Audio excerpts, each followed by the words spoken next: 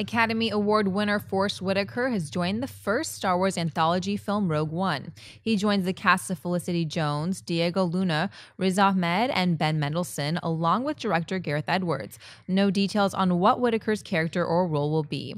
The Star Wars Anthology Rogue One opens on December 16, 2016. Christian Barisel, Forest Whitaker joining the first Star Wars spin-off film. This is so weird overall. Not Forest Whitaker, but because has it even been? Nobody's really been confirmed except Felicity Jones, right? Because everyone's like pretty strongly considered. Even Ben Mendelsohn, who's been considered for months, hasn't said he's been on yet. But the names that they're putting together, yeah, Forest Whitaker's a buy. Can't you see him around the table having all the rebels come in? He's like, "This is what we got to hit," and he's going into the whole just the mission in general. And you can see him yelling at soldiers. You can see him mentoring soldiers. I can see the whole entire thing. I could plan that out with him.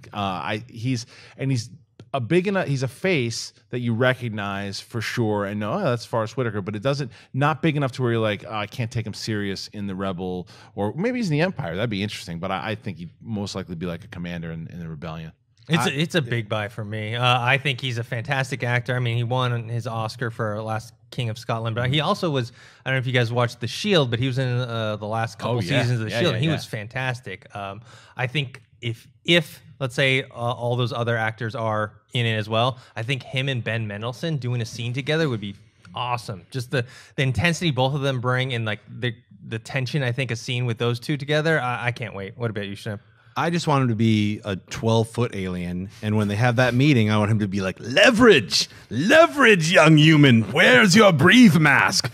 Look, he's an Oscar winner, but he was in Battlefield Earth, so true. I'm all for his casting of Rogue One, but I just think that he should play an alien that's 12 feet tall with like dreadlocks.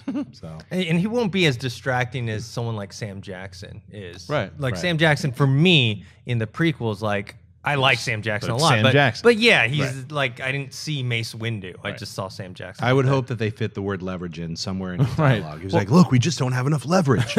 More leverage. More leverage. But I think that because of also what this movie calls for, it's different. Even going back to Samuel L. Jackson, placing him as a Jedi, it's tough because it's like Samuel L. Jackson. But placing Forest Whitaker as like a commander in this, whatever he might be, this is a war film. Mm-hmm.